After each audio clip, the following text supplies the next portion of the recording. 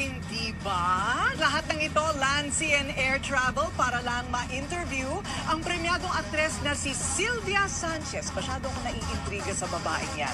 At ang kanyang kwentong buhay, pero ang interviewhan natin doon sa kanilang bahay bakasyonan ng pamilya Ataide. At nako, pero teka muna, sino ba yung i-interviewin natin at nasaan na siya? Sylvia Sanchez, yuhu. Nasaan na kaya yun?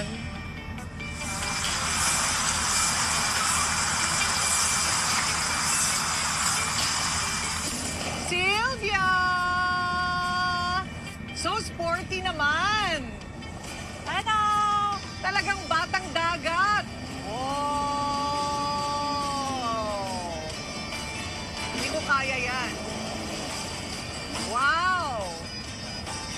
Sinong may alam niyan? Walang may alam niyan. Wala! Sports adventurer pala itong babaeng ito.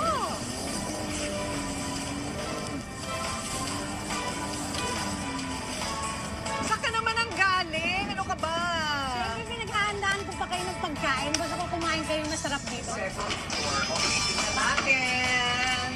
Para lalo natin ma-enjoy ang katubigan. Sa episode po na ito, medyo kakaiba.